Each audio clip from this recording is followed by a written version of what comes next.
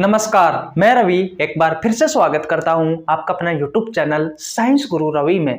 Guys हम human disease अर्थात मानव रोग वाला चैप्टर पढ़ रहे हैं। इस चैप्टर की 4 क्लास कंप्लीट हो चुकी है। आज ये 5वीं क्लास है।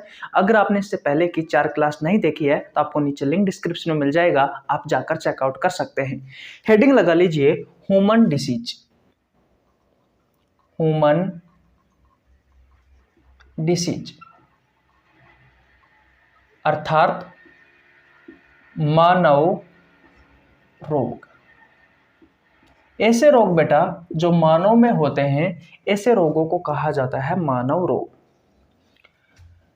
ठीक है, 4 क्लास कंप्लीट हो चुकी है, ये 5वीं क्लास है। बात आती है कि रोग क्या है। तो WHO कहता है कि अगर कोई व्यक्ति मानसिक रूप से, शारीरिक रूप से और सामाजिक रूप से स्वस्थ है तो वो व्यक्ति स्वस्थ होगा, अन्यथा बेटा वो व्यक्ति बीमार कहलाएगा। इतनी बात क्लियर है। इंट्रोडक्शन में मैंने आपको बहुत अच्छे से समझाया था। ओके भैया, अब बात आती है कि हम पढ़ क्या रहे हैं। तो मैं आपको बता दूं बेटा, हम बैक्टीरियल डिसीज पढ़ रहे हैं। क्या पढ़ रहे हैं? बैक्टीरियल डिसीज अर्थात जीवाणु जनित रोग। क्या पढ़ रहे हैं हम? जीवाणु जनित रोग अर्थात बैक्टीरियल डिसीज। ये ऐसे रोग होते हैं जो बैक्टीरिया के कारण होते हैं, जो जीवाणु के कारण होते हैं। ऐसे रोग बेटा जो बैक्टीरिया के कारण होते हैं या जीवाणु के कारण होते हैं, ऐसे रोगों को कहा जाता है बैक्टीरियल डिसीज। इतनी बात क्लियर है? यहां तक किसी को कोई परेशानी नहीं होनी चाहिए। कुछ बैक्टीरियल डिसीज के मैं नाम लिखता हूं, आपको याद हो जाने चाहिए, क्योंकि मैं लगभग 2 क्लासों से हर बार लिख रहा हूं। लगभग पिछली 2 क्लासों से मैं बेटा हर रोज लिख रहा हूं। देखिए, पहली कौन सी है? पहली है भैया टीबी, ट्यूबरक्लोसिस। इसकी फुल फॉर्म होती है ट्यूबरक्लोसिस। दूसरी कौन सी है? दूसरी है भैया न्यूमोनिया। तीसरी कौन सी है? टाइफाइड। चौथी कौन सी है? सिफिलिस। पांचवी कौन सी है? डिप्थीरिया।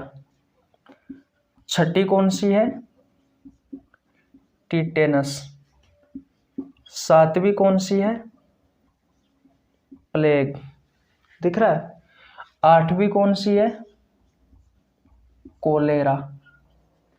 और 9वीं कौन सी है? तो लेप्रोसी। कौन सी है? लेप्रोसी। ये बेटा बैक्टीरिया से होने वाली कुछ बीमारियां हैं जो मैंने आपकी एग्जाम के लिए सिलेक्ट की है। आप कोई सी भी प्रतियोगी परीक्षा दे लेना बेटा, उन सभी परीक्षाओं में ये 9 में से ही आपके एग्जाम में क्वेश्चन आएंगे। 99% संभावना है कि भैया ये जो मैंने बैक्टीरियल डिसीज जो मैं आपको पढ़ाने वाला हूँ, ये जो मैंने सिलेक्ट की है, इसमें से ही आपके एग्जाम में क्वेश्चन आएंगे। इससे बाहर जाने की संभावना 1% है। लास्ट क्लास में हमने टीबी के बारे में पढ़ लिया था और न्यूमोनिया के बारे में पढ़ लिया था। आज की इस क्लास में हम पढ़ने वाले हैं बेटा टाइफाइड के बारे में। किसके बारे में? टाइफाइड के बारे में। यहां तक कहानी आपको समझ में आ गई तो हेडिंग लगा लीजिए भैया टाइफाइड। टाइफाइड क्या? टाइफाइड। इतनी बात क्लियर है? इसको मैं मिटा दूं? ओके, ये स्क्रीनशॉट ले लिया आपने। ओके, पहली कौन सी है? टीबी। दूसरी न्यूमोनिया। तीसरी है टाइफाइड। चौथी है सिफिलिस। पांचवी है डिप्थीरिया। छठी है टिटेनस। और सातवीं है प्लेग। आठवीं है कोलेरा। और 9वीं है भैया लेप्रोसी। मिटा दो इनको। ओके, अब देखिए बेटा पहला पॉइंट क्या निकल के आता है आपके टाइफाइड से। देखिए, जो टाइफाइड होता है ना बेटा, इस टाइफाइड को पहले तो मैं आपको बता दूं, आंतों का बुखार भी कहा जाता है। इसके अन्य नाम बता देता हूं मैं। इस टाइफाइड को आंतों का बुखार भी कहा जाता है। आंतों का बुखार भी कहा जाता है और इसे मियादी बुखार भी कहते हैं। ये लंबे समय तक चलता है, इसलिए इसे मियादी बुखार भी कहा जाता है। इतनी बात क्लियर है? यहाँ तक किसी को कोई परेशानी बिल्कुल नहीं होनी चाहिए भैया, किसी को कोई परेशानी यहाँ तक नहीं होनी चाहिए। ओके, अब आगे बात करते हैं। अब ध्यान से समझना बेटा, यहाँ तक की बात अब तक आपने 5 मिनट ध्यान से समझा है या नहीं समझा है कोई दिक्कत नहीं है, लेकिन अब आने वाले 15 मिनट बेटा आपको बिल्कुल ध्यान से समझना है। एक एक चीज बताने वाला हूं, बिल्कुल आसान भाषा में शुरू से लेकर के एंड तक देखना, बिल्कुल भी भैया इधर उधर मत देखना, क्योंकि इधर उधर आपने देखा और आपके दिमाग से बात निकली। ठीक है, टाइफाइड सबसे पहले याद रखना है, टाइफाइड एक बैक्टीरियल डिसीज है, अर्थात जीवाणु जनित रोग है, यानी कि ये ऐसा रोग है जो बैक्टीरिया के कारण होता है। तो यहां पर मैं पहला पॉइंट लिख देता हूं कि ये एक बैक्टीरियल डिसीज है, ये एक बैक्टीरियल डिसीज है, अर्थात जीवाणु जनित रोग है। इतनी बात क्लियर? किसी को कोई परेशानी यहाँ तक बिल्कुल नहीं होनी चाहिए। टाइफाइड एक बैक्टीरियल डिसीज है, अर्थात जीवाणु जनित रोग है, ये बैक्टीरिया से या फिर जीवाणु से होने वाली एक बीमारी है। अब बात आती है कि कौन से बैक्टीरिया से होती है, तो बेटा उस बैक्टीरिया का नाम है साल्मोनेला टाइफी। साल्मोनेला टाइफी ये भैया बैक्टीरिया है, ये क्या है? ये बैक्टीरिया है, ये भैया बैक्टीरिया है जिसके कारण आपको भैया टाइफाइड होता है, जिसके कारण आपको टाइफाइड होता है। तो टाइफाइड के बैक्टीरिया का नाम क्या है? अगर आपसे ये क्वेश्चन पूछे तो साल्मोनेला टाइफी है। और बेटा मैं आपको बता दूं, इसी बैक्टीरिया के कारण आपको टाइफाइड होता है, और जिसके कारण आपको बीमारी होती है वो रोगजनक होता है। वो क्या होता है बेटा? रोगजनक, यानी कि रोग को जन्म देने वाला। अब रोग को जन्म देने वाला कौन है? ये बैक्टीरिया है। तो इस बैक्टीरिया का नाम क्या है? Salmonella typhi. और रोगजनक को इंग्लिश में कहते हैं भैया पैथोजन। क्या बोलते हैं? पैथोजन। तो अगर आपसे क्वेश्चन पूछा जाए कि टाइफाइड का पैथोजन क्या है, तो साल्मोनेला टाइफी आपको आंसर देना है। अगर आपसे क्वेश्चन पूछा जाए कि टाइफाइड का रोगजनक क्या है, तो आपको आंसर देना है साल्मोनेला टाइफी। अगर आपसे क्वेश्चन पूछा जाए कि टाइफाइड का बैक्टीरिया क्या है, तो आपको आंसर देना है बेटा साल्मोनेला टाइफी। ठीक है, क्वेश्चन टाइफाइड को छोड़कर बेटा आंतों के बुखार से भी आ सकता है कि आंतों का जो बुखार होता है, जो बीमारी है, वो कौन से बैक्टीरिया के कारण होती है? तो साल्मोनेला टाइफी के कारण होती है। आंतों के बुखार का रोगजनक क्या है? तो साल्मोनेला टाइफी। अब बात आती है कि ये जो बैक्टीरिया है ये हमारे शरीर तक किसकी सहायता से पहुंचता है? तो किसकी सहायता से पहुंचता है बेटा? ये एयर, हवा की सहायता से पहुंच सकता है। एयर, हवा की सहायता से पहुंच सकता है। अगर आप प्रदूषित भोजन का सेवन करते हो, प्रदूषित भोजन वह पानी का अगर आप सेवन करते हो, तो बेटा आपको ये बीमारी हो सकती है टाइफाइड। कौन सी बीमारी हो सकती है बेटा? टाइफाइड। और जिसकी सहायता से बेटा ये बीमारी फैलती है वो होता है वेक्टर, वाहक। वो होता है भैया वेक्टर, यानी कि वो होता है वाहक। तो भैया अब बीमारी किसकी सहायता से फैली? प्रदूषित भोजन हुआ, प्रदूषित पानी की वजह से या फिर हवा की वजह से? तो बेटा जिसकी सहायता से बीमारी फैलती है या फिर रोगजनक एक स्थान से दूसरे स्थान तक पहुंचता है, वो कहलाता है वेक्टर, यानी कि वाहक। तो टाइफाइड का वाहक क्या है? तो हवा हो सकती है, प्रदूषित भोजन व पानी हो सकता है। लेकिन अगर आपसे क्वेश्चन पूछे कि टाइफाइड का रोगजनक यानी कि पैथोजन क्या है, तो साल्मोनेला टाइफी है। इतनी बात क्लियर? किसी को कोई परेशानी यहाँ तक बिल्कुल नहीं होनी चाहिए। अब तक मैंने आपके 3 क्वेश्चन कंप्लीट करवा दिए हैं।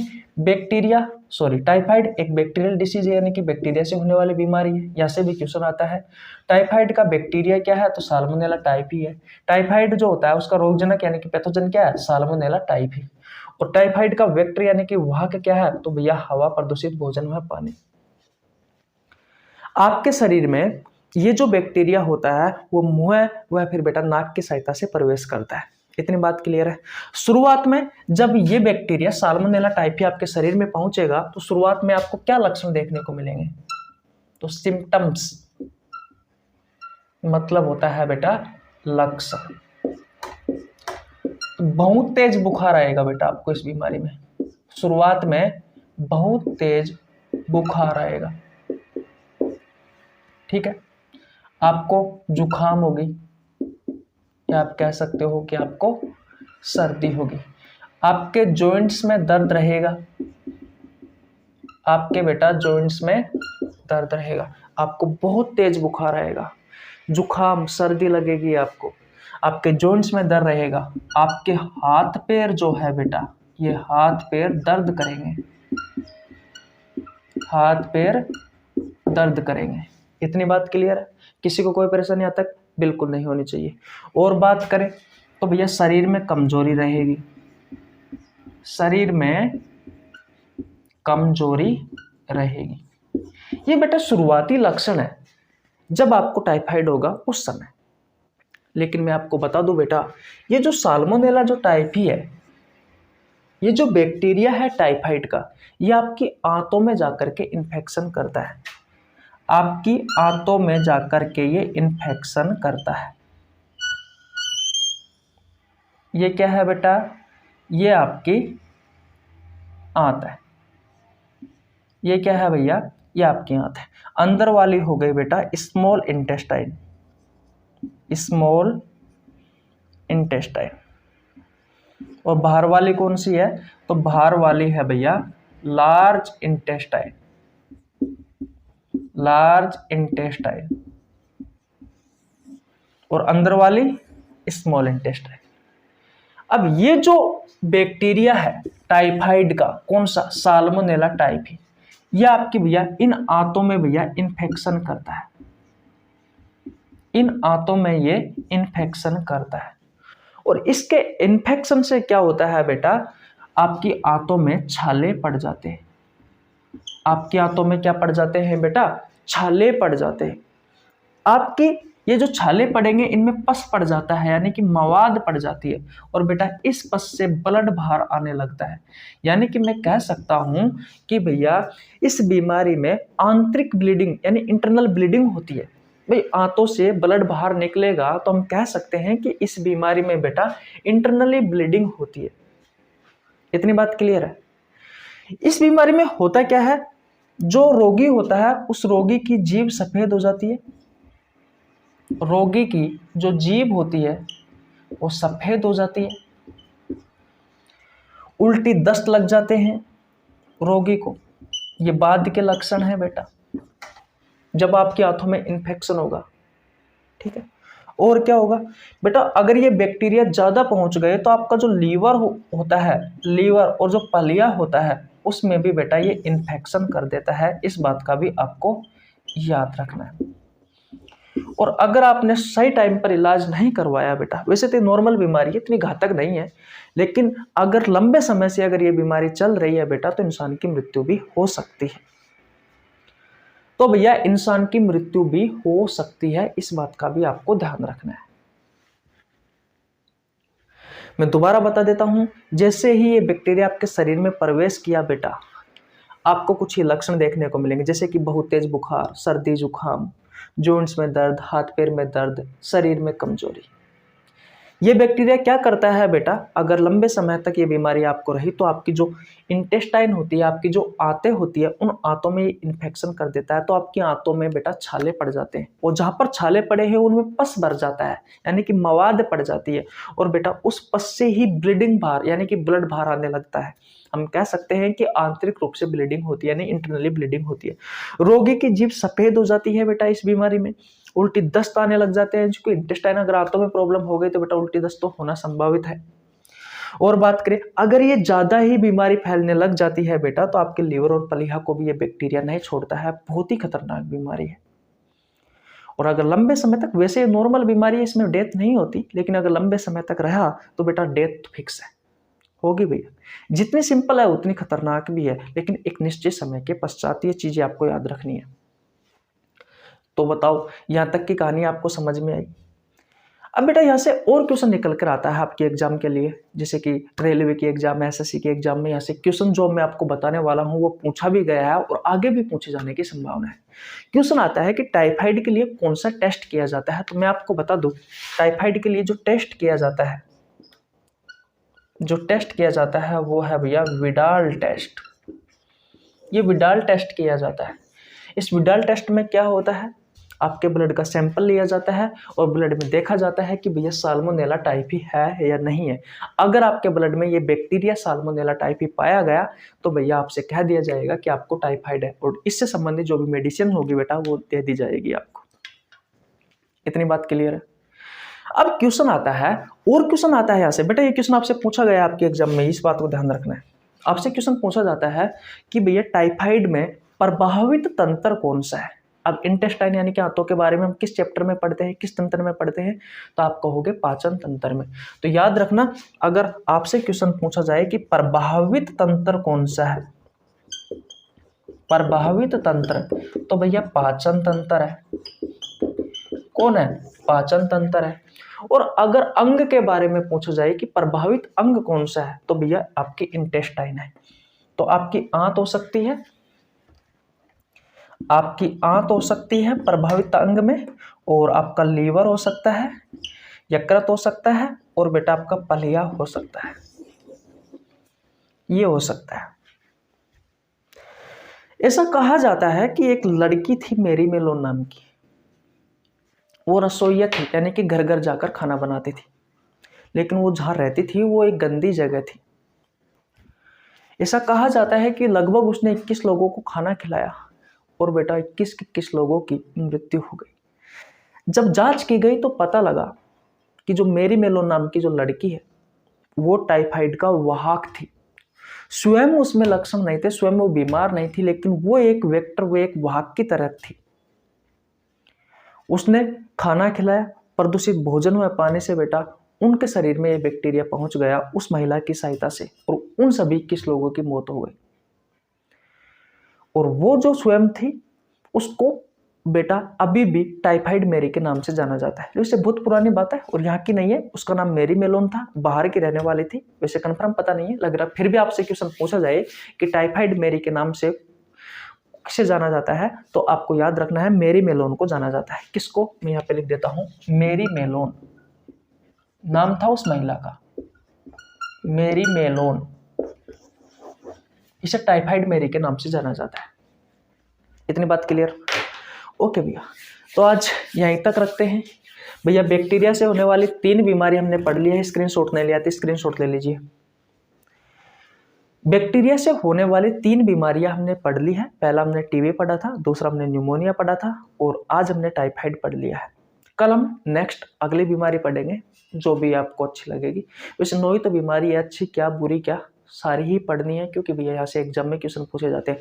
और मैं आपको बता दूं बेटा, बायोलॉजी का ये सबसे महत्वपूर्ण चैप्टर माना जाता है आपके एग्जाम के लिए। मैंने क्या कहा कि बायोलॉजी का ये सबसे महत्वपूर्ण चैप्टर माना जाता है। आप कोई सी भी प्रतियोगी परीक्षा दे लेना भैया, इस चैप्टर से फिक्स है क्वेश्चन आएंगे ही आएंगे। इसलिए मैं आपको बिल्कुल आसान भाषा में सभी के सभी चीजें जो आपके एग्जाम में पूछी जाती है वो बिल्कुल आसान भाषा में आपको प्रोवाइड करवा रहा हूँ, बिल्कुल फ्री में। जो आपको पेड कोर्स में दिया जाता है उससे भी अच्छा कंटेंट देने की कोशिश करता हूँ भैया।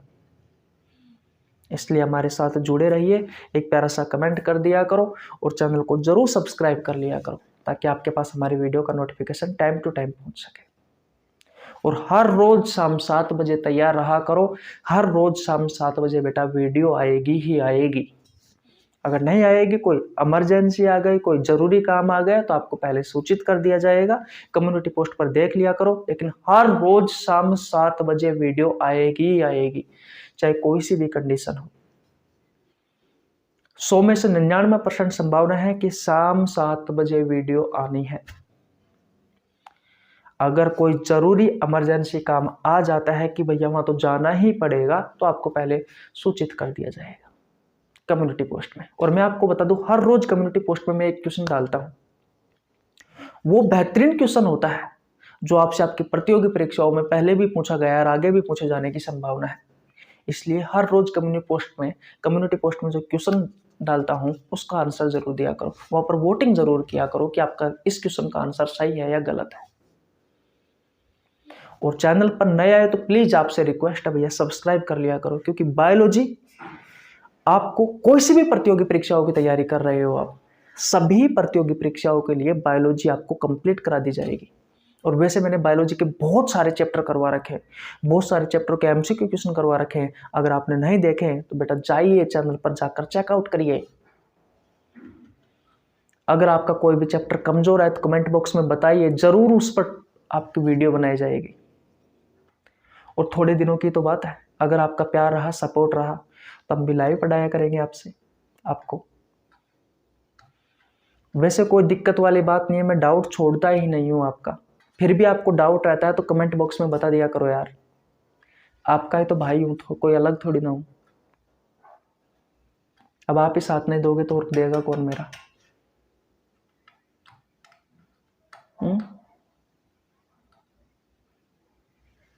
भाई जैसे तैसे करके आज 3 साल हो गए यूट्यूब पे काम करते हुए, और मेहनत कर रहे हैं, वैसे कर ही रहे हैं हर रोज, तो अब तो आपका प्यार मिलना चाहिए यार। चलो कोई ना, जिसको कंटेंट पसंद आएगा वो हमारे साथ रहेगा, जिसको नहीं आएगा तो उसको तो क्या ही कह सकते हैं यार। फिर भी हर रोज 2-4 लोग तो जुड़ ही जाते हैं, बस यही है। आगे खुद की मेहनत पर विश्वास है और आपका प्यार तो मिल ही रहा है, कोई दिक्कत नहीं है। 2 लोग पढ़ेंगे तो मैं उनको भी पढ़ाऊंगा। वैसे जय हिंद, जय भारत, राम राम। मिलते हैं नेक्स्ट वीडियो में शाम 7 बजे, तब तक के लिए जय हिंद, जय भारत, राम राम। और मैं आपको बता दूं बेटा, अभी मैं 2 वीडियो डालने वाला हूँ, एक बैक्टीरियल डिसीज की और शॉर्ट वीडियो। हाँ हो सकता है थोड़ी लॉन्ग हो जाए, अगर 1 मिनट से ज़्यादा की बन गई तो लॉन्ग कर दूंगा, नहीं तो फिर शॉर्ट बनाने की कोशिश करूँगा। और एक वीडियो और आएगी जिसमें मैं आपको जितने भी बैक्टीरियल डिसीज है उन बैक्टीरिया से होने वाली बीमारियों के पैथोजन यानी कि रोगजनक का नाम बताऊंगा। और यहाँ से भी बेटा क्वेश्चन आते हैं आपके एग्जाम में, तो जरूर याद कर लेना भैया। Bye bye.